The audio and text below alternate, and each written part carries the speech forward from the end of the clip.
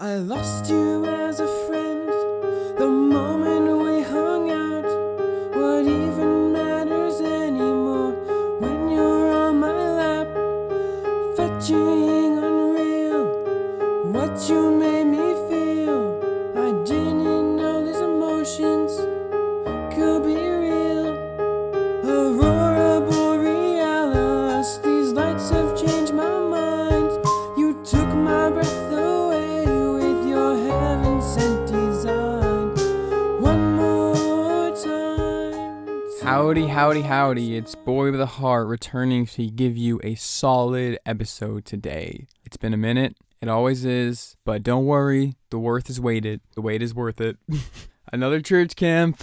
I know what you're thinking. Why can't you just get a girl back home? Why you gotta go to all these church camps? The reason is that when I'm at home, you have to actively be finding women. They don't just flock to you. But at church camps, that's what the thing is. That's what people are there for, you know? Try to socialize, connect, bond. So it just comes to you at church camps. It's easy.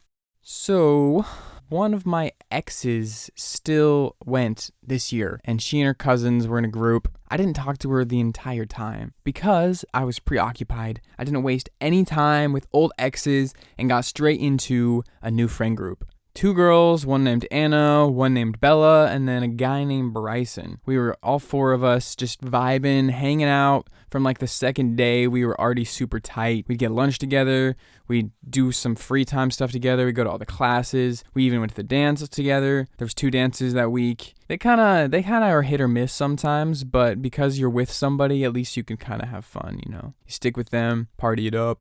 That was how it was going. We got ice cream. There's a great creamery on the campus of the place that we have the church camp. And so one of the nights we got them ice cream. And, you know, the guys always got to be like the provider. So I'm assuming I paid. I don't actually remember at this point, but, you know, I'm sure I did. Not a problem, right? So we were like vibing, and I was almost 18, like 17 and a half. So I'm still enjoying my last little bit of pre-adulthood. The girl, Anna, the one that I was interested in, she's Canadian, by the way. She was turning 18 that week, at the end of the week. And there was always this like thing in the air, like, oh, birthday present, but like not really, but just like, what are we going to do for your birthday type of thing. So the other 2, Belle and Bryson, they were kind of like into each other too. It was like we were paired off, but we weren't paired off. Because Bryson knew that I was into Anna, so he was like, well, yeah, I'll go for Bella. I was like, why not? You know, it's just like a church camp crush, you know, just a week-long thing, you know, no problem. Not like you're dating them. The last day comes around, and we go to the dance. And we're having an all right time, but once you've been doing the same thing for 45 minutes to an hour at the dance, you're kind of like, yeah, let's bounce. So if you already have someone that you like, you're not really there to meet new people. You're just there to dance. So I had asked her to dance, and we did. And I was like, you know, it's been a while since I've actually had any action with a girl, and she was the type of girl that had experience, and she wanted to show me. She wanted to show me that experience. So we ditched the dance. Bella and Bryson ditched the dance, and we found ourselves a nice corner, a nice alleyway. This is my birthday present to her. More like a birthday present to me, but, you know, it was a mutual birthday present. And we just sat down and started doing it. So up till now, I had never really kissed a girl. I had, you know, we did a peck and all that, but I was so flabbergasted, floored. Just like the experience was insane. She taught me how to make out, taught me how to use my mouth. And over here, the whole time, our other friends are just making out in the corner. You know, it wasn't the most comfortable thing being on the concrete, but it was very comfortable being with her. She quite literally taught me what I know today. And so 40 minutes later, that's how long it was. 40 minutes later, it ends, and I have to go leave. But as a result of us doing this activity together, I got very emotionally bonded to her because the first girl that you make out with, first guy you make out with, there's something special for him. So I couldn't tell if I liked her for that reason or if I actually still liked her and wanted to continue into a relationship because of her personality and who she was. So I was confused for about a month. She went back to Canada because I had to say goodbye that night. So I'm just like, you know, after this super nice experience, I have to say goodbye. And I'm just like, how do I leave you after you just showed me you changed my life? The best experience I've ever had. And I have to walk away from that. And you're going to a different, literally, country. I never saw in person again after that. In fact, she's married to this day, happily. So what did I learn from this? Separating emotion from physicalness is not always a good thing. You should probably wait to do this, to make out, to get physically intimate with somebody until you have a sort of established relationship or commitment. You know, different cultures are going to tell you different things, and that's all fair, and that's okay. But I recommend that for a better experience and for a less confusing experience, waiting to get physical with somebody, even as simple as kissing, should wait until there's some emotion attached to it for a good experience. You'll alleviate all of those weird attachment issues with somebody just because you did something physically with them. Because I wanted to experience that again, but I didn't know if I wanted to experience that again with her or just with another girl. And so, yeah, I was confused. So that's what I learned, but definitely didn't apply. Yeah, we always learn these lessons and then learn them again and learn them again. That's kind of how life works. And I'm sure a lot of you guys can relate. I'm sure I'm not alone in this. And what else did we learn? You can't trust girls at church camps because after the week's over, that might be it. That might just be the relationship of the week. Don't expect something more. Now, we still talked. We still had a friendship, but that's all it was. Unfortunately, I was not able to rebound as quickly as I hoped from this. It took me a whole year again before I made out with somebody. It wasn't for lack of trying, it was for lack of opportunities. Again, church camps are the place to do it. Find women. Back home, Midwest, not the place to find women. Again, I'm sure plenty of you can relate if you're listening from the Midwest. Options are limited. Speaking of, completely unrelated, but also the next story, there was this girl named Lizzie. And me and Lizzie were musician friends. She was a couple years younger than me. It's fine. And we really bonded because of our love for music. And we had met at a church activity. She was an ice skater, figure skater, ice skater. So she can do tricks, spins. She was phenomenal at the thing. So I met her ice skating. And we decided that because after we got to know each other, she was super cool, into music, we should collab. So fast forward a little bit, we actually make it happen. She comes to my house. We write a song that same day, record that same day. I work on the back end, editing, releasing, and we drop the song. But also decided we wanted to film a music video with it. Got to make it exciting, got to make it real. Got to take her talent, take my talent, put them together, and bam, we have something beautiful, some art.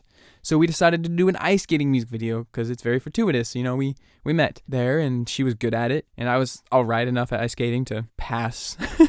I think I was pretty good, but you can check the video yourself and be the judge of that. The song was about coming together and being afraid to connect because someone has built up walls.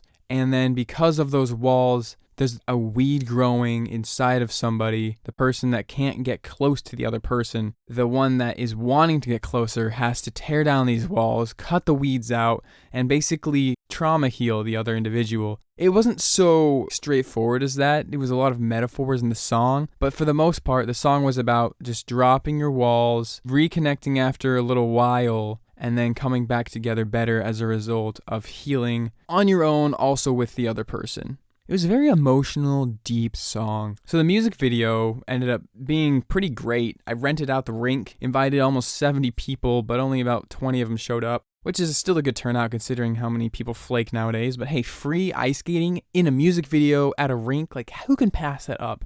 Apparently 50 people could. Filmed the music video, and she was my love interest in the video, and we did a stage kiss. And because of the age gap and also just we hadn't actually had an established anything, it was just a friendship, she ended up feeling uncomfortable about that situation and asked me to remove it from the video, so I did. The final release ended up being fun and instead of relationship, but the song was like about them getting back together, so it was kind of supposed to end in a happy way, but it was fine. It was fine. I was okay with that. I respect it. And then about a week after that, she just dropped me from her life out of the literal blue. It's like something in her just changed as a result of me filming the video and I guess trying to express that sort of stage love. Maybe she read into it too much. Maybe she thought I was actually into her and she wasn't into me. There's a lot of reasons that could have happened in her head as to why she decided to, literally block me, for one. Like, how do you go from making an intimate song with someone to just dropping them from your life completely? I'm trying to piece together what happened and why it happened, and I never really came to this good conclusion because I don't think I really did much wrong. All I can really think is that there was an instance when I did flirt with her friend, and perhaps she was jealous of that.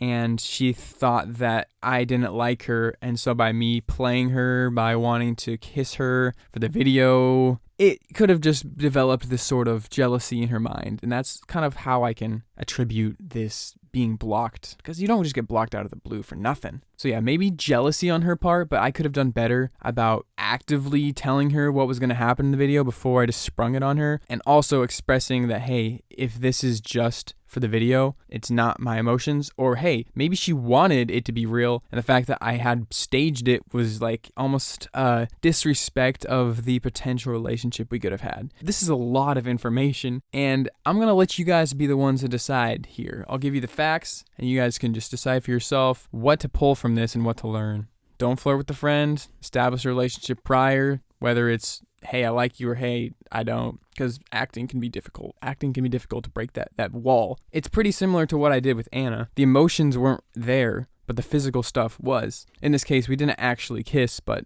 the connotation of the kiss was there without the emotion of the relationship. We were never there in our personal life, but we were there on stage. It can be difficult to come to terms with. You gotta be a very strong individual to separate that boundary, those emotions from the physical, which is why most people can't do it. Okay, so this was a little deep, might have been a little different than y'all were used to. To recap, emotions and physical should go together ideally.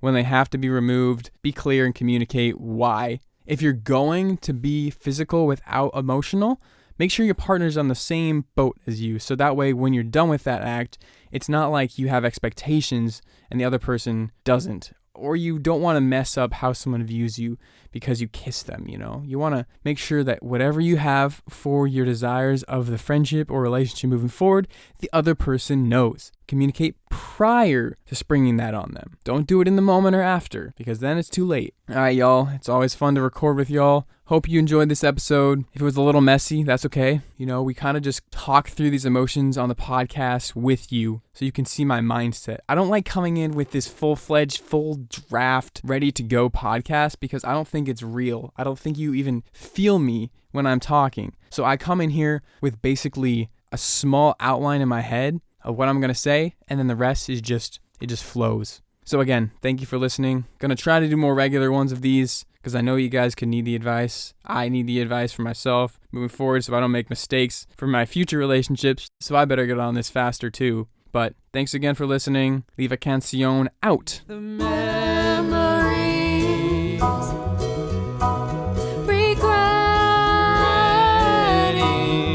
the ending, the future possibility, the possibilities, you and me. That was good.